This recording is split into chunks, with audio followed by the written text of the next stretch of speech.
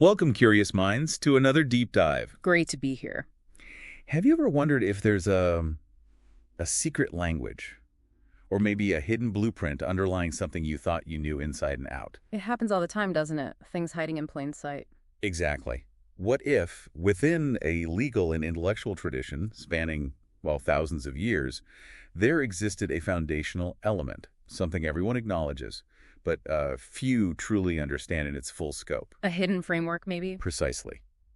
Today, we're pulling back the curtain on just such a phenomenon. We're diving deep into a concept that has subtly shaped Jewish law and thought for millennia. Yet, paradoxically, it has never truly been mapped out in its entirety. And that's the electrifying premise at the heart of our deep dive today. We're exploring a truly groundbreaking intellectual project. Tell us about it. It's a book proposal titled The Hidden Framework, Baraitot Through the Ages in Jewish Law and Thought by Lev Neymotin. Our mission, really, is to demystify what these Baraita actually are, to grasp their profound yet utterly paradoxical position in Jewish intellectual history. Paradoxical, I like that. And to uncover why this book is poised not just to clarify, but maybe to fundamentally reframe our understanding of how Jewish legal and philosophical evolution truly unfolded. And here's where the intrigue really begins, right? I mean, right from the start of this proposal, Baraita are described as external teaching Yeah. from the Tannaitic era. Now, that critical word there is external. They were literally excluded from the central canonical Mishnah. Which is foundational, absolutely foundational in Jewish law. Right. So you think, okay, if it didn't make the cut, maybe it's not that important. That would be the logical assumption. But that's where the paradox truly hits. Because these very same excluded teachings were astonishingly preserved and employed throughout the Talmud and beyond. Not just preserved, but actively employed. Yeah. They weren't dismissed as footnotes. They served as an authoritative undercurrent. An undercurrent. I like that description. To both halakhic, that's Jewish law evolution. Right, halakhic. And much broader philosophical discourse. It's like discovering that the uncredited blueprints for a hidden, subterranean level are actually what allowed this magnificent historical building to stand for centuries, influencing every pillar and arch, even though they never appeared on the official architectural plans. That's a compelling image. And it perfectly captures the core enigma, doesn't it? It really does. How can something be deliberately external, maybe even excluded from the primary canon, yet simultaneously wield such profound authority and act as a foundational element? Yeah, that's the question. That is the central question of this deep dive. And indeed, this book seeks to unravel for you. Okay, so let's unpack this apparent contradiction. When we talk about defining the undefined, what exactly are Baraitot? You mentioned their distinction from the Mishnah. Right. What does that distinction truly signify for their standing? Okay, so the term Baraita itself, it's from Aramaic. It literally means external or outside teaching. Outside. Exactly. These are distinct rabbinic laws, traditions, statements that originate from the Tannaitic period. Which was when, roughly? Roughly from the 1st to the 3rd century CE. A really crucial time, a crucible moment, you could say. Okay. This was a period of intense intellectual activity. Rabbinic Judaism was meticulously compiling, solidifying its legal and interpretive framework. Getting it all down. Pretty much. And the Mishnah, famously redacted by Rabbi Judah the Prince around 200 CE. A huge figure. Immense. The Mishnah became the core canonical compilation of these oral laws. It was meticulously organized, concise, meant to serve as the primary legal code. So if the Mishnah was the ultimate authoritative compilation, the main show, like you said, Right. what did it mean for a teaching to be deemed external? Was it a mark of lesser authority or something else? This really challenges, our modern assumptions about how canons are formed. It does, and it's a critical point. It's less about a judgment on their inherent validity, I think, Okay. and more about an editorial strategy. Think of the Mishnah as a meticulously curated syllabus for a very complex legal system. A syllabus. Okay, I get that. Rabbi Judah the Prince, the redactor, made deliberate choices, what to include, what to exclude, to create something cohesive, teachable, authoritative. Makes sense. Now, other Tannaitic compilations, like the Tosefta, Sifra, Mekilta, they contain many of these Baraito. So they weren't lost, they were just in different collections. Exactly. These parallel texts often provide expansions, alternative traditions, or sometimes, what look like conflicting opinions to the Mishnah. I'm glad. So the external designation just meant they weren't part of that specific core syllabus, but And this is crucial. They originated from the same revered Tannaitic masters, the same period as the Mishnah itself. So the source was just as authoritative. Precisely. Therefore, their authority was never truly negated. They continued to be diligently studied, cited, debated, and implicitly relied upon by later generations, especially the rabbis, whose discussions form the Babylonian and Jerusalem Talmuds. That's a really profound distinction. It's like imagining a landmark Supreme Court case. Yeah. The final ruling gets published, that's your Mishnah. Right, the holding. But then you have all the crucial concurring opinions, the powerful dissents, maybe arguments from earlier courts, even the original briefs that shaped the whole discussion. All the supporting documents. Yeah. These didn't make it into the final codified ruling, but lawyers and judges for centuries still pore over them, sometimes subtly, sometimes overtly, to interpret the code, understand its nuances, or even find alternative legal pathways. That's a fantastic analogy, incredibly apt. That paradoxical position, everywhere in the discourse, yet nowhere in the single central canon. That's what makes their story so compelling. It's like they were the uncredited yet indispensable co-authors of legal history. Indispensable is the right word. It captures the kind of subtle yet pervasive influence we're discussing. And that brings us right to the author's personal journey. Lev Neymotin's motivation for this whole project. Ah, yes, the personal connection. He observes that Baraitot have long stood at the edges of mainstream halakhic study, acknowledged but not centered. Acknowledged but not centered. That resonates. Doesn't it? They were present, always kind of in the background, but never really brought into the foreground for a full, comprehensive analysis. Yes, his personal story is quite illuminating. He talks about how his own extensive engagement with Jewish law just kept bringing him back to these teachings. He saw them everywhere. He describes how they were subtly influencing rulings, cited for support, or inferred silently in debates across the centuries. It wasn't just academic curiosity for him, was it? Not at all. His personal aha moment, the spark for this whole book, seems to be the realization that these Baraitot were not marginal, but foundational. Foundational. That's the key shift in perspective. He saw them as often holding the keys to understanding rabbinic intent, narrative context, or legal compromise. It really does sound like an intellectual detective story, unearthing a crucial missing piece. It absolutely is. And what makes this project so compelling, I think, is that it's clearly not just some abstract academic exercise. You can feel the passion. Definitely. It's fueled by this deep-seated desire to make visible the invisible thread of Baraitot throughout Jewish intellectual history. He wants them seen not as a historical curiosity, but as a living part of halakhic and philosophical frameworks. That really highlights something beautiful about scholarship, doesn't it? That passion to uncover something vital, something overlooked, and bring its significance to light. Couldn't agree more. It's about revealing hidden connections. You know, that concept really goes beyond just Jewish studies. If you think about any complex field law, science history, economics, art... Absolutely, any complex system. How often might a seemingly marginal element, an early discarded theory, an unreferenced source, maybe the less cited work of an expert, actually hold the key? It happens more often than we think. It speaks to the idea that true understanding often lies beyond the obvious, in connecting the dots of these unseen influences.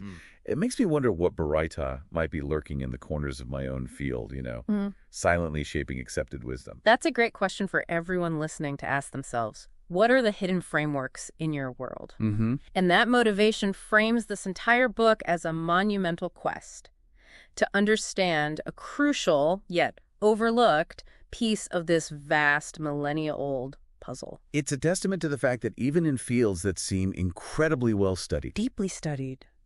For centuries. fundamental discoveries are still waiting.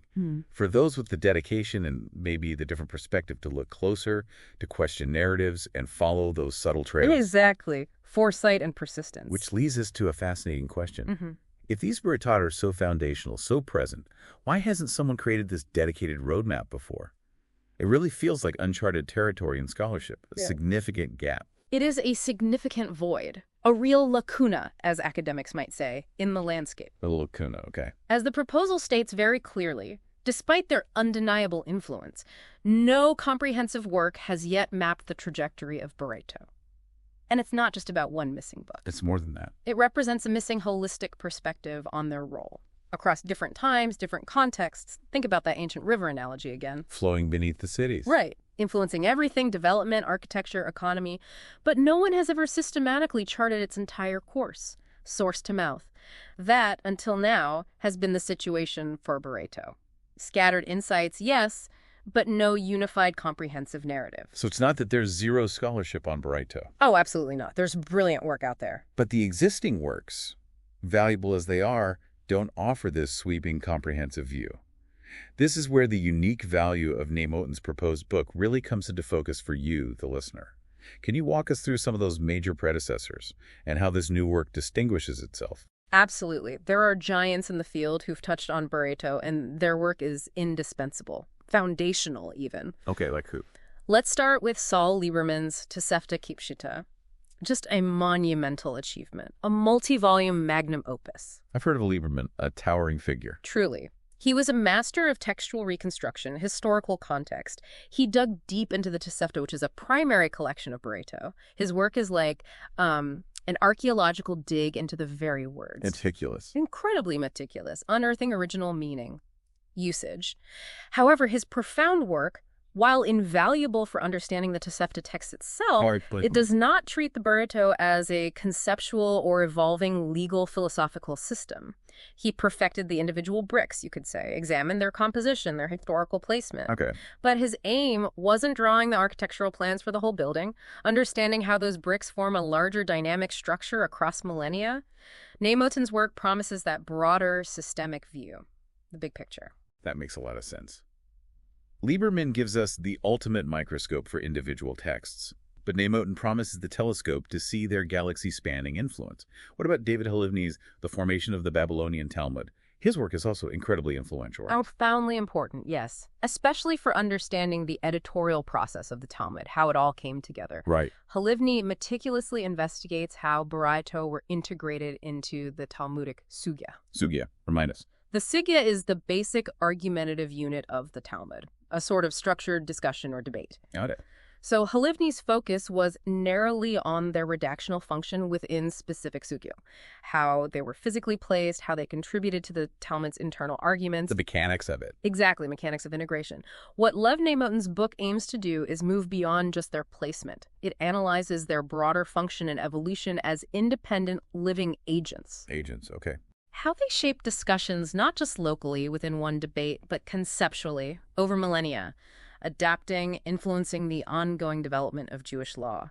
It's about their enduring life and impact long after they were first written down or compiled. So it's not just how they got in, but what they did once they were in and continued to do. Precisely. Halivni showed us how the threads were woven, you might say. Neymotin plans to reveal why those threads weren't just decorative, but foundational to the entire garment, shaping its very evolution for centuries. That's the part that really reframes our understanding. That distinction clarifies it perfectly. One is the how it got put together moment. The other is the what it means and how it keeps working across the whole tradition. Then there's Jacob Neusner and others. They wrote extensively on the Mishnah-Tosefta relationship, the social context. Indeed, Neusner and his colleagues provided invaluable insights into the whole intellectual and social world of the rabbis. Gave us the context. Exactly. Explored the Mishnah-Tosefta relationship in depth, illuminated the broader environment, a rich tapestry of context. However, their work rarely, if ever, centered Baraitot as the fundamental framework. They were part of the picture, but not the main focus. Right. Baraitot were part of the backdrop, part of the context they explored, but not the central lens through which the entire system was viewed. Neymotin's project, in stark contrast, puts Baraitot at the very center. Making them the main characters. The primary agents of inquiry, the main characters in the historical narrative. It's like previous scholars discussed the whole city, and Baraitot were one fascinating neighborhood. But Neymotin is saying, wait, this neighborhood is actually the city's hidden power grid, influencing everything. That's a critical shift, almost revolutionary for the field. And finally, Shama Friedman and Yaakov Sussman. What about their brilliant work? Friedman and Sussman are renowned, truly brilliant source-critical studies. They've done incredible, often highly specialized work. Source criticism meaning? Meticulously tracing the origins and development of specific legal traditions, specific texts, often publishing findings in articles, essays, Very detailed, very deep. Okay. But the key here is that these profound contributions are either highly specialized or scattered across multiple publications. So not one unified picture. Exactly. While invaluable for scholars deep in the weeds of textual details or specific moments, they don't provide that unified, accessible, comprehensive framework this book promises. They're like incredibly detailed maps of specific intersections, maybe short stretches of road. Well, this book is the whole highway map.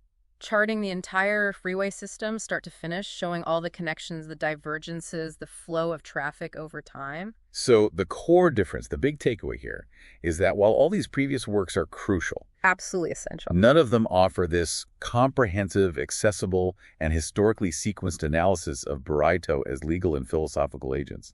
This new book, as you said, fills that gap. It aims to fill that gap. By reframing Baraitot, not as peripheral commentaries or lost teachings, but as central interpretive tools. It really sounds like a missing piece that reconfigures the entire puzzle. That's the goal. It aims to be the first published volume to seamlessly integrate all these layers of understanding. All in one place. From their potential biblical roots, their explicit role in Talmudic debates, their subtle, often implicit influence in medieval codes, all the way to modern philosophical applications. And crucially, within a single, reader-accessible framework. Accessible is key. For anyone like you listening who wants a clear, structured understanding of a complex, evolving tradition, this book offers that unique shortcut. A way to get truly well-informed about a previously underappreciated yet vital element. It sounds less like just a contribution and more like a fundamental reorientation for the field, revealing this deeper architecture that was always there, just out of sight. That's certainly the ambition behind it. This sounds like a true intellectual adventure then, a journey through millennia of thought, legal development. And the book itself is structured chronologically. Yes, and that's absolutely essential. Why is that structure so important here? Well, it's designed to document how these teachings shaped and continue to shape Jewish thought, even when unnamed. It treats Baraitot as active, legal, philosophical agents. Agents change almost. In a way, yes. This chronological structure is brilliant because it lets the reader witness their evolution, see how their function changed, how they went from maybe explicit legal instruments to more implicit conceptual bridges. It reveals their enduring adaptive power. You get to see the whole life cycle. Exactly. It allows you to follow that thread of Baraitot as it weaves through the entire vast fabric of Jewish intellectual history. You don't just learn what they are at one point, but how their function, their interpretation, their impact transformed over centuries. It paints a dynamic picture. They're not static artifacts, they're living, evolving elements. Okay, let's dive into that journey then, chapter by chapter. Let's see how this book plans to unveil the story. Chapter 1 sets the stage, right? Gets everyone on the same page. That's right. Chapter 1, Introduction, What are Baraitos? And it's more than just a simple definition. Okay. It lays the essential conceptual groundwork, defines Baraitot, discusses their Tannaitic origins, explains those nuanced reasons for exclusion from the Mishnah, and introduces their initial role in Tannaitic literature. Crucially, it also presents the author's interpretive lens. The framework for the framework. Yes, the theoretical framework for the whole analysis, guiding the reader on how to see Baraitot not as static artifacts, but as these dynamic active agents. It sets up the rules of the game for the whole book. And then, fascinatingly, the journey goes even further back. Chapter 2, Biblical Echoes Proto-Baraitot in Torah Law. Proto-Baraitot. That sounds provocative. It is. This chapter ventures into a more speculative, perhaps, but deeply insightful area. It explores legal and interpretive structures in the Torah that resemble later Baraitot. So hints of this idea even in the Bible itself. The core idea is that the very concept of an oral tradition expanding on, clarifying, maybe even seeming to diverge from, the written divine text, that's not purely a later rabbinic invention. Interesting. This chapter argues the groundwork for oral expansion, the impulse to elaborate and apply divine law in practical, evolving ways, has ancient origins. It suggests a continuity of interpretive methods stretching way back. Wow. It helps establish this deep historical lineage for rabbinic methods, showing the idea of an authoritative yet external teaching isn't new but deeply rooted. So the idea itself has ancient roots. That's powerful. Suggests a deeper continuity than you might think. Okay, moving into the period where Baraitot really solidify. Chapter 3, the Tannaitic period, the rise of the Baraitot tradition. Right, this is where the Baraitot tradition truly takes shape as a recognized category. This chapter gives an in-depth analysis of the Tosefta, Sifra, and Mechilta, The main collections. the major Tannaitic texts where Baraitot are primarily found. It delves into the typologies of Baraitot. Typologies, meaning different kinds. Exactly, examining their different forms and functions. For instance, distinguishing between legal Baraita versus agadic ones. Narrative, homiletic, ethical teachings. Not strictly law. Okay. It also explores whether they support or, importantly, sometimes contradict the Mishnah, and how they diverge from the Mishnah's final form. Understanding these typologies is absolutely essential. They weren't a monolith. They were a dynamic array of teachings. And then the real crucible, the heart of rabbinic discourse. Yeah. Chapter 4, the Talmudic era Baraitot and the Sugya. This is where the rubber meets the road, right? Where these teachings are actively debated. Indeed, this chapter dives into the practical, dynamic world of the Talmud. It meticulously details how Baraitot are used in argumentation as authority or challenge to the Mishnah. So they could challenge the Mishnah. Oh, absolutely. Or be used to support it or clarify it. It also explores the ingenious methods used for conflict resolution when Baraitot present differing views or apparent contradictions. How do they handle contradictions? Various sophisticated methods, which the book will detail. This chapter reveals the intellectual vigor of the Talmud.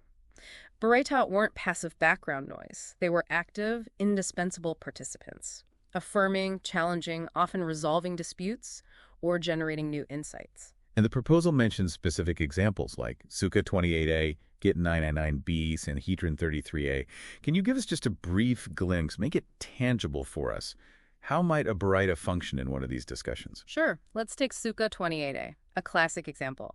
The discussion there grapples with Kiddush, the sanctification prayer over wine for Sabbath or holidays. Okay, familiar with that. The Mishnah discusses certain aspects, but a Baraita cited there introduces a crucial detail, that one must actually drink from the cup of Kiddush for the obligation to be fulfilled. Oh, interesting. Not just say the blessing. Exactly. This seemingly minor detail, not explicit in the Mishnah, becomes foundational for the halakha, the practical law.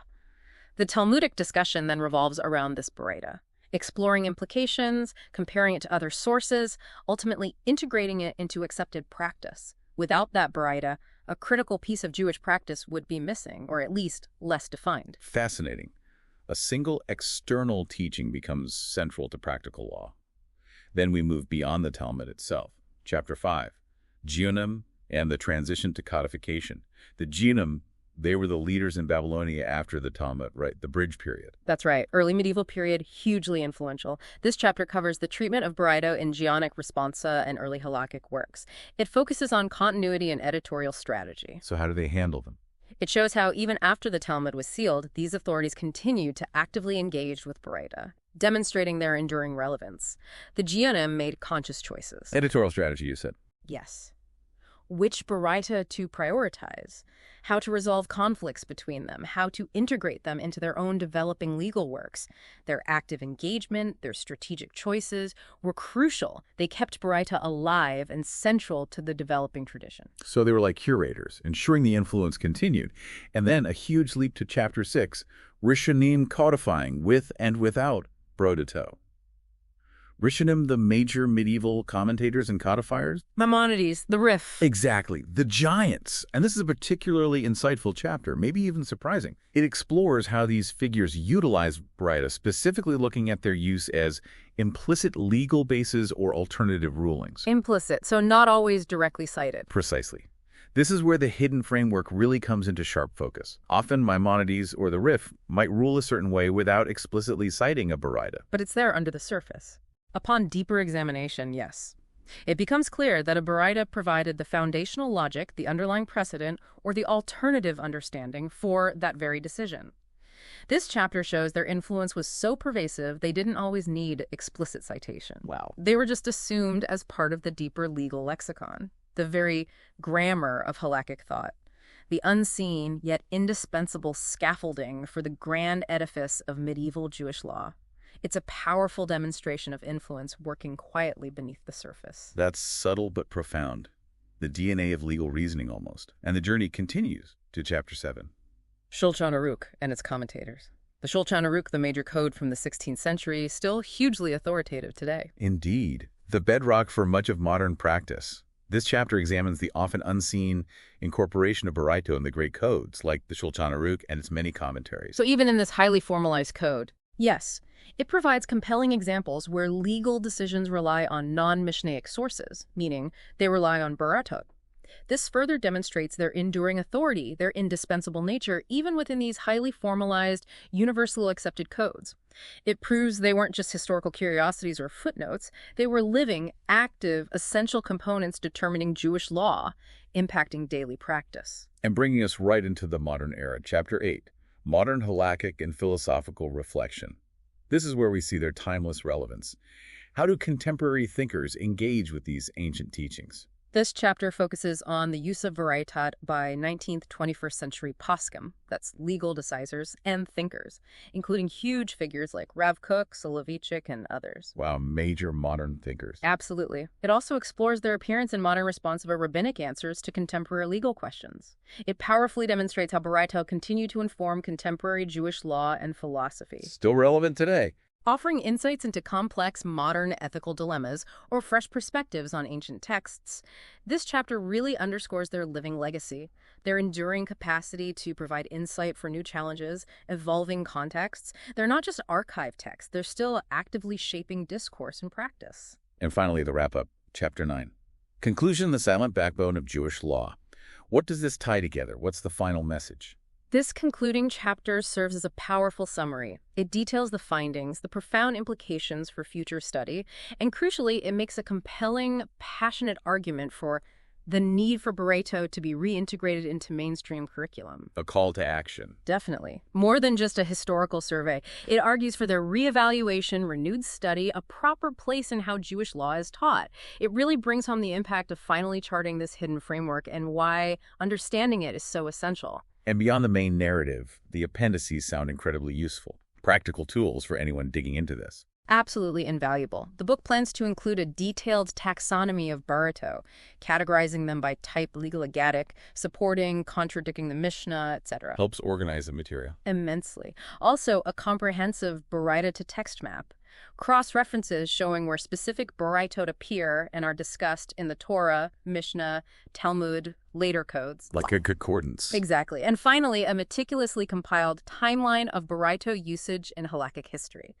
These appendices aren't just extras. They underscore the scholarly rigor and the practical utility. They make it significantly easier for future scholars, educators, students to navigate this complex, previously diffuse material, turning an uncharted sea into a well-mapped journey. This sounds like a truly monumental undertaking, a definitive work that could genuinely reshape the field. Which brings us to the bigger picture. Yeah. Why does understanding something maybe seemingly specific like Baraitot matter to you, our listener, someone interested in gaining knowledge across various fields? What's the universal aha moment here? That's a crucial question. And it's where the book's relevance really broadens out. While the immediate audience is scholars, students, rabbis, educators in Jewish studies. Specialists. Right. But its profound relevance, as the proposal clearly states, extends beyond halakhists to scholars of law, ethics, and religious thought generally. Across discipline. Yes. Yeah. This project resonates powerfully with current trends in academic and communal discourse. The proposal notes its insights are rooted in deep tradition, but are timely, especially as discussions of legal pluralism and hidden authority become increasingly prominent. Hidden authority, legal pluralism. These are big themes today. Across many disciplines. Think about how many fields grapple with the tension between the codified principles and the vast body of commentary, practice, or external precedents that truly shape real-world impact. So understanding Baraitot isn't just unlocking a secret of Jewish legal history. Not at all. It's about gaining insights into universal concepts, how complex legal systems evolve, how traditions are transmitted, how subtle, often unacknowledged influences can profoundly shape major frameworks in any discipline. It offers those aha moments about the mechanics of knowledge itself, almost a blueprint for uncovering hidden influences in our own fields, right? Exactly right. Imagine a legal scholar looking at common law, realizing the unwritten precedents that shape decisions, or a historian understanding how minor social movements dismissed as external laid groundwork for major shifts. Or a scientist seeing how marginalized theories held the germ of future breakthroughs. Precisely. In every field, there are these Baraitot, these subtle, pervasive influences exerting silent but powerful force. This book, by charting the story in Jewish law, provides a powerful model for identifying and analyzing such hidden frameworks anywhere. It teaches us how to look for the unseen. And just from a practical standpoint, the mechanics of bringing this project to life are impressive too. Estimated at 90,000, 100,000 words, manuscript ready for peer review in 12, 15 months.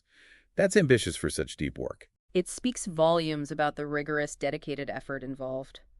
The research plan is meticulous, broken down into specific periods across those 12 months. Can you give us a sense of that plan? Sure. Months 1 to 3 focus on biblical and Tannaitic material.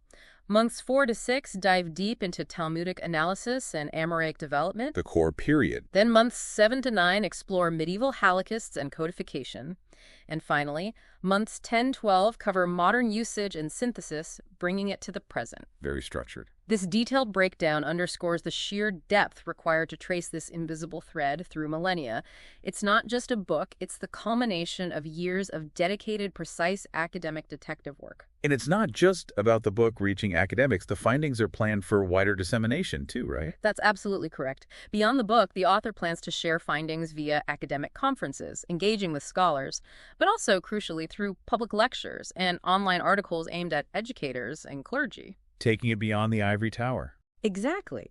This multi-pronged approach ensures these insights reach a significantly wider audience.